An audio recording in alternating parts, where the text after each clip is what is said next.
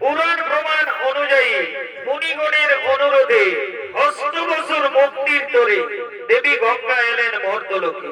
মহারাজ শান্তনুর ঔরসে দেবী গঙ্গার গর্ভে জন্ম নিলেন অষ্টবসু। অষ্টম গর্ভে জন্ম নিলেন প্রভাস ঋষি। জন্মের সময় তার নাম হয় দেবব্রত। পরক্ষণে ভীষণ প্রতিজ্ঞা করার ফলে তার নাম হয় বিশ্ব। আর এদিকে কাশী রাজের কন্যা অম্বা সে শোভাধিপতি শাল্যরাজের প্রেমে পড়েছে। তাই শোভাধিপতি শাল্যরাজ ছুটে চলেছে অম্বার সঙ্গে দেখা করার জন্য নির্জনে।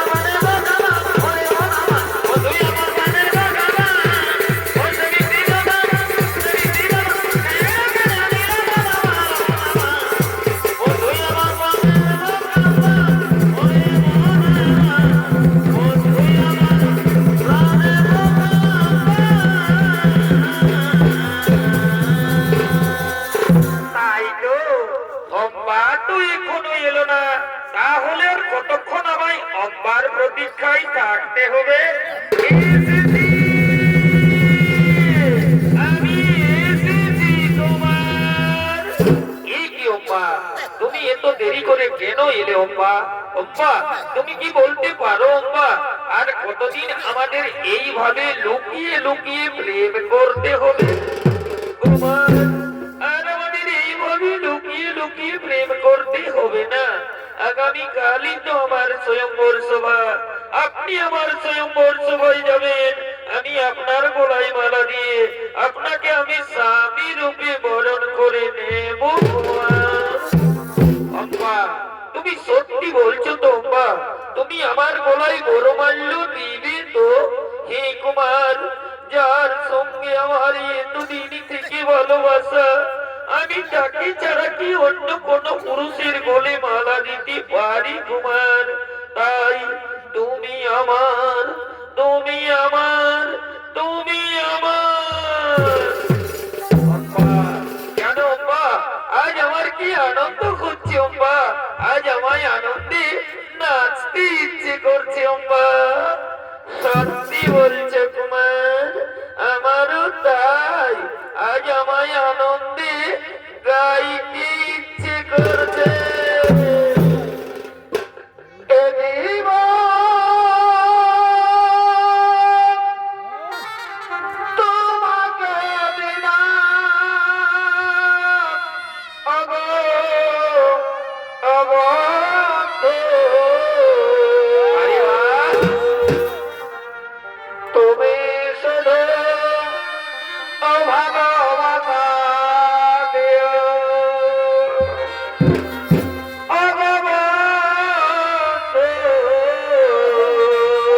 আরে ভাই, তুমি শুধু ভালোবাসা দিও। সুখের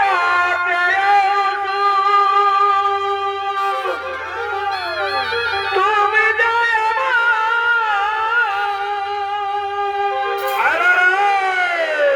প্রিয় থেকে, তুমি অতি প্রিয়। আরে বাহ! তুমি শুধু ভালোবাসা দিও, ওগো বন্ধু। তুমি শুধু ভালোবাসা দিও।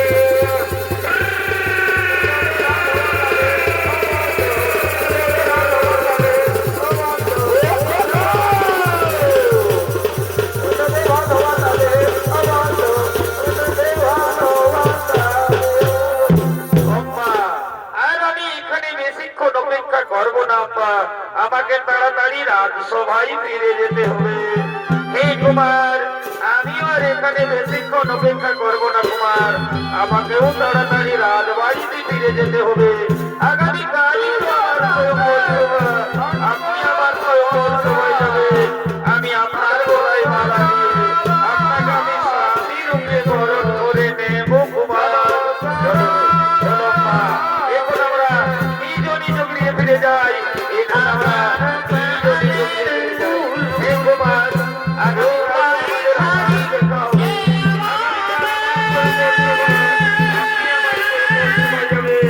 আমি আপনার গলায় মালা দিয়ে আপনাকে আমি স্বামী রূপে বরণ করে নেব কুমার।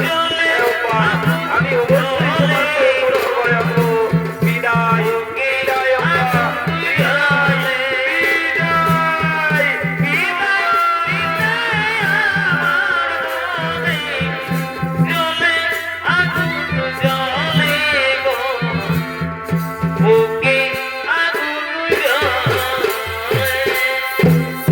এদিকে, এদিকে কাশীরাজের তিন কন্যা অম্বা, অম্বিকা ও অম্বালিকা।